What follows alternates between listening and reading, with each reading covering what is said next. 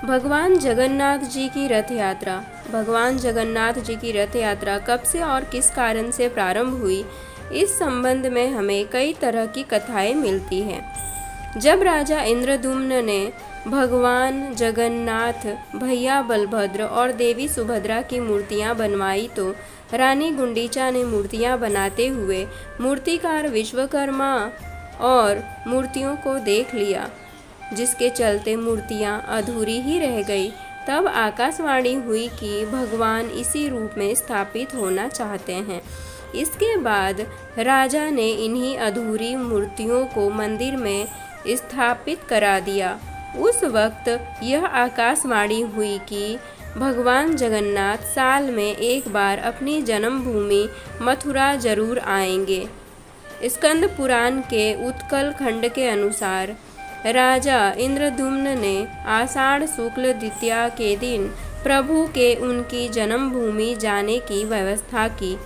तभी से यह परंपरा रथ यात्रा के रूप में चली आ रही है।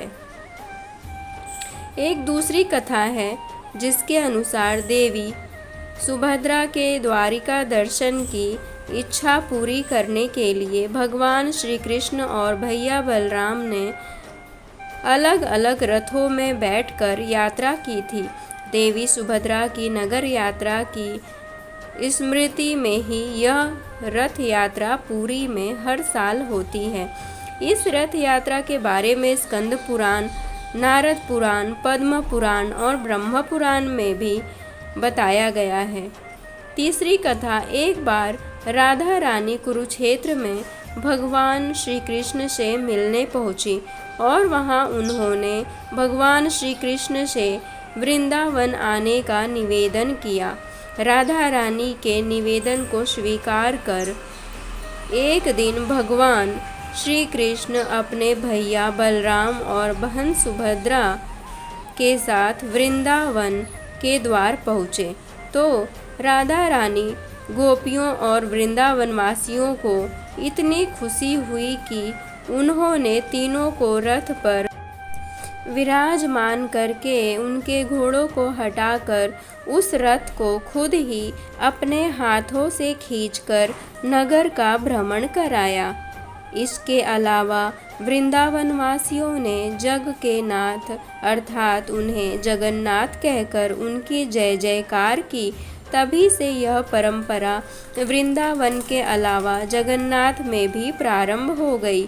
चारण परंपरा के अनुसार भगवान द्वारिकाधीश जी के साथ भैया बलराम और बहन सुभद्रा जी का समुद्र के किनारे अग्निदाह किया गया था। कहते हैं कि उस वक्त समुद्र के किनारे तूफान आ गया और भगवान द्वारिकाधीश जी के अधजले शव पुरी के समुद्र के तट पर बहते हुए पहुंच गए। पुरी के राजा ने तीनों शवों को अलग अलग रथ में विराजित करवाया और पूरे नगर में लोगों ने खुद रथों को खींचकर घुमाया और अंत में जो द्वारका की लकड़ी शवों के साथ तैर कर आई थी उसी से पेटी बनवाकर उन शवों को उनमें रखकर उसे भूमि में समर्पित कर दिया। इस घटना की स्मृति में ही आज भी इस परंपरा को निभाया जाता है। चारणों की पुस्तकों में इसका उल्लेख मिलता है।